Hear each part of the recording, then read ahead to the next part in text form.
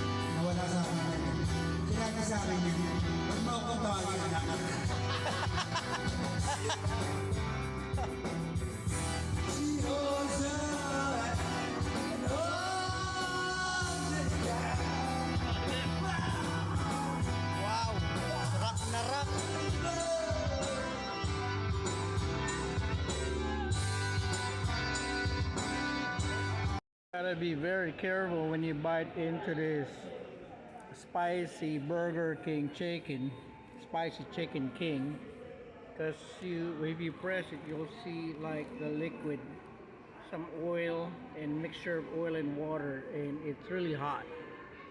So when you bite through it, it can spill on you, and it hurts. This is the next door noodles with non-king beef herb noodle and tendon. I put a lot of chili paste in it. It's really good. Ordered it via Grab because at night I'm hungry while watching a movie on Netflix when I can't sleep because of the noise out here in the neighborhood. It's ghetto-licious. Here is a tiny siopaw. I think this is the bola bola with a yellow. It's almost smaller than my palm. So we'll give it a try from North Park. Bola bola siopaw. We just finished the non-king tendon noodles.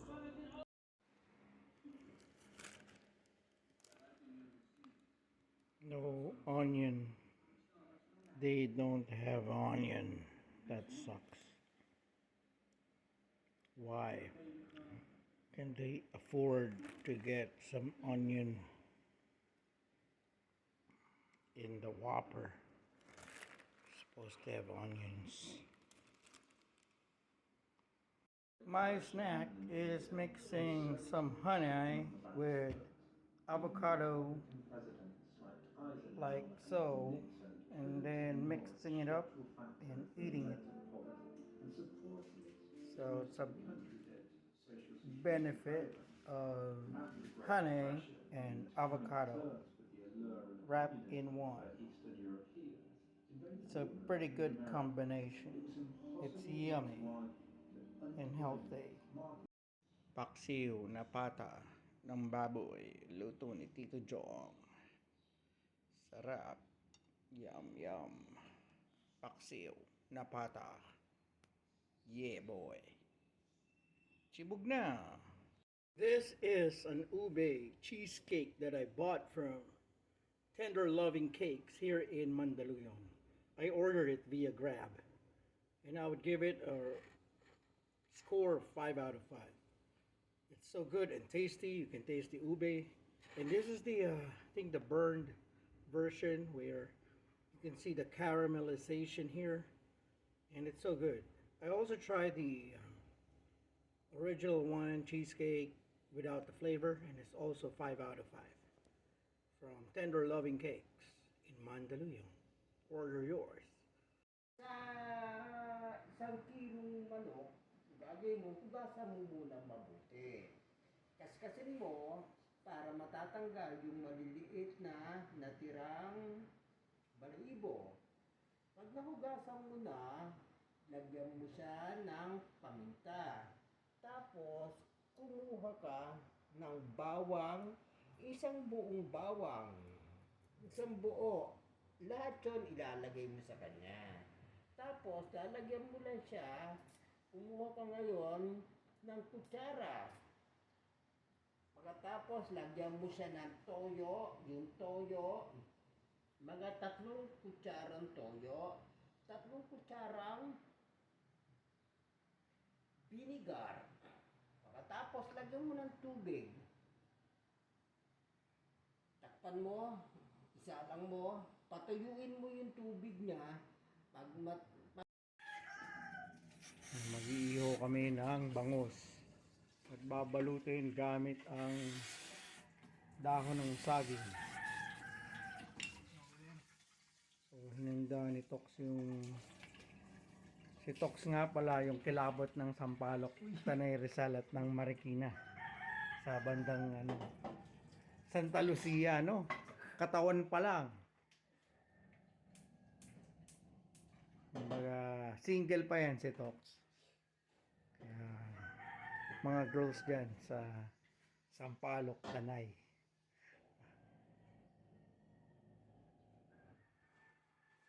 Yan, ganyan ang Bakit mo pinapainitan to? Para ho hindi mapunit pag babalot na natin. Yun. Kasi malutog siya pagka hindi yung binangon. So, may mga secret pala. Na matututunan lang natin kay Tokong. Siya ay ang eksperto pagdating sa madaming bagay, no, Toks?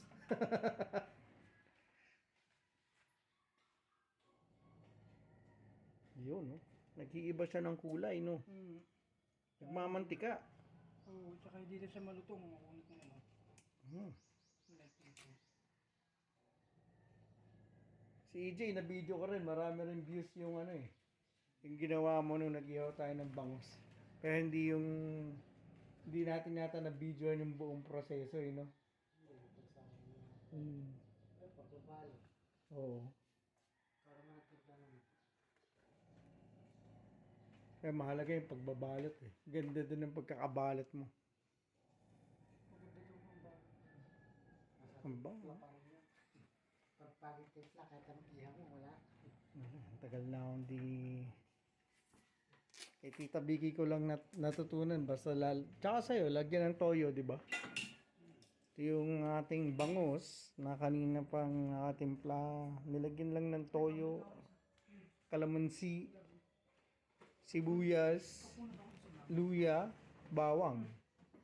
So, yun ang ating bangus. 170 pesos nga pala, 1 kilo. So, umabot siya ng 175 pesos. Yan.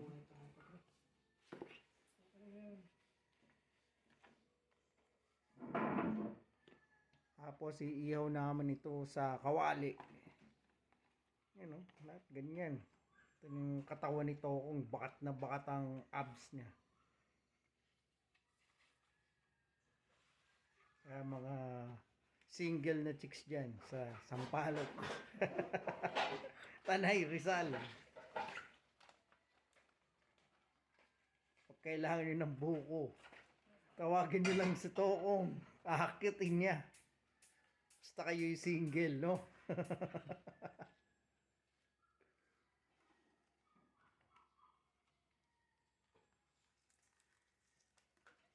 Galing. Habang tinatalian ang ating bangus na iihaw ay hinahanda na ni EJ ang kawali para mainit.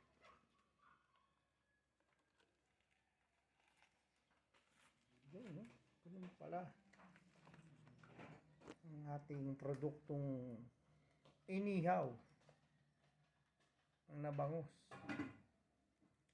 Ayan, pagka natalian. Asya kaya yan po sa kawan. Yun. Oo, laki yan eh. Yung natutunan. Laki ko ito na. Pupunasan lang natin mamaya at kumatas ang sabaw.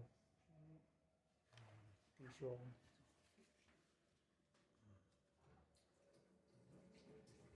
Yan. Pagka mainit na yung kawali, tsaka natin lalagay. Luluhit for 25 minutes na. Hmm. Palit-tarat. Kumatas yung bangus dahil lagyan natin siya ng toyo mansi. Sana tama lang yung alat niya. So yun ang ating preparation. Galing. Nabalutan na. Tapos dito natin siya lulutuin. Tawag ay inihaw sa kawali. Tig 25 minutes. Tama ba? Mali? Tataliasin mo, nipis mo. Hindi pwede dyan. Hindi yan ito. Bababalot ito na. So, pinaltan. Talyasi na. Hindi mabaluktot. Oh.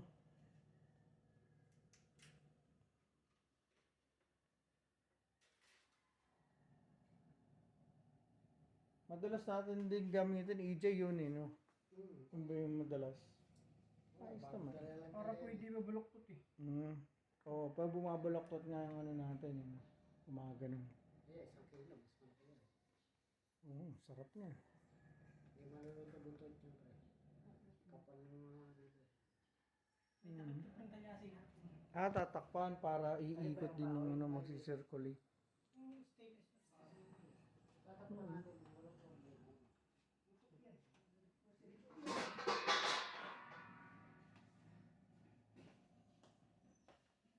Kesa ihawin namin sa uling, maulan ngayon dito sa Sampaloc, Tanay Rizal.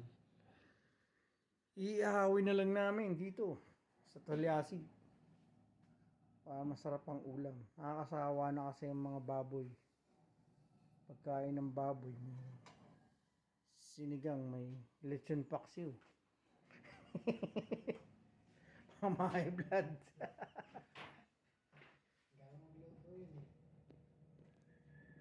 Yan. So maya pag mainit-init na, ilalagay na yan. Tapos 25 minutes pa rin ba? Isang side.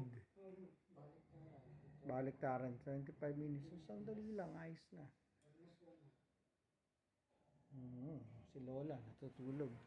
Tulog na si Lola pagkakain ng bacon. Bagay, nag-ano muna siya, no? Nebulizer. 30 minutes bago siya mahiga ulit. Panalo. Oo nga.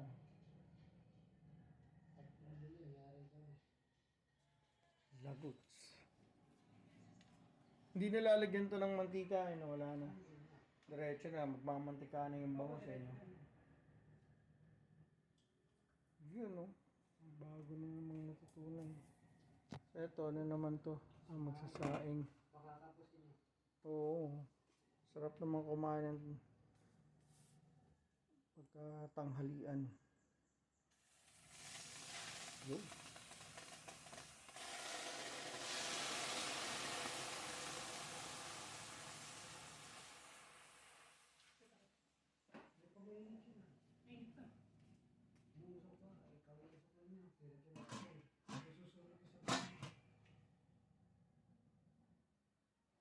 Kakayaw lang natin ng bangus.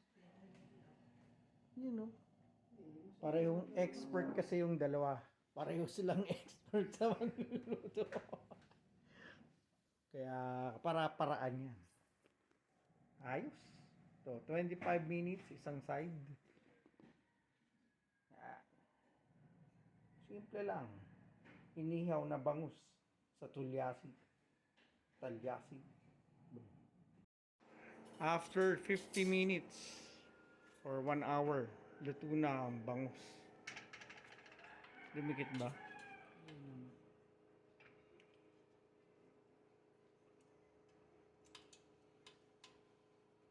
Yun, no?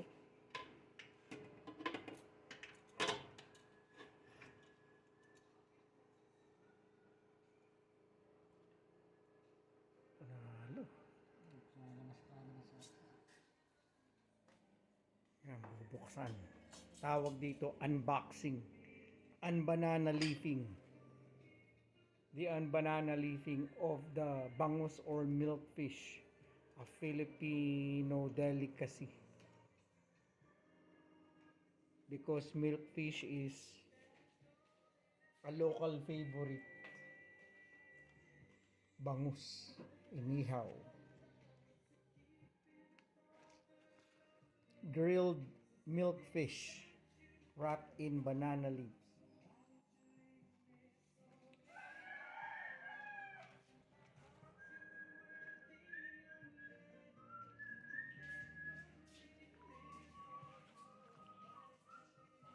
Ito ang aming ulam. Yun, no? Wow! Yan, lusong-lusong. Pwede. Sarap niya. Yum. Let's attack. Sarap niyan, EJ.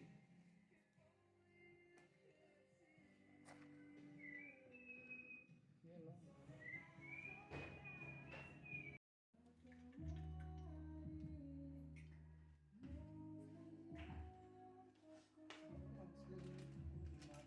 Ay, ito guys, okay ka ako? Oo. May inaano yung para dito.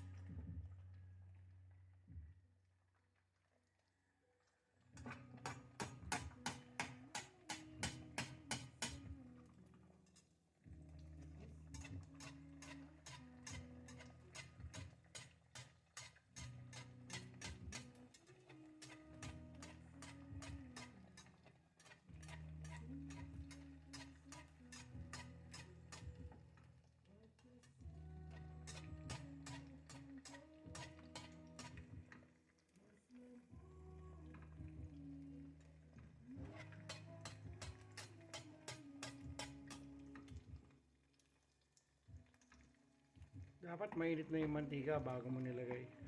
Para hindi maninikit.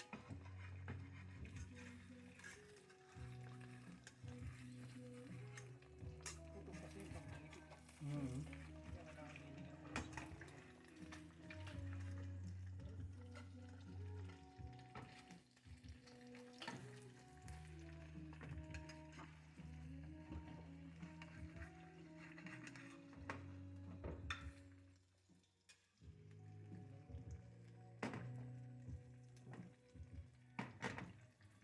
Pag may girlfriend ka na, pagluluto mo na siya ng itlog. No. Yan si Tokong. Single. Ang kilabot ng sampalok. Kaya kayong mga girls dyan. Ito ang breakfast. Ay, sarap din yung onion soup ha. Taas lalagyan nyo ng bacon yung ibabaw. Ito ang breakfast ni Lola. Bacon at egg. Wow, niluto ni Tokong. The best. Crispy talaga. Ganda ng pagkakaluto ha. Expert ka talaga, Tokong. Pwede ka na mag ano.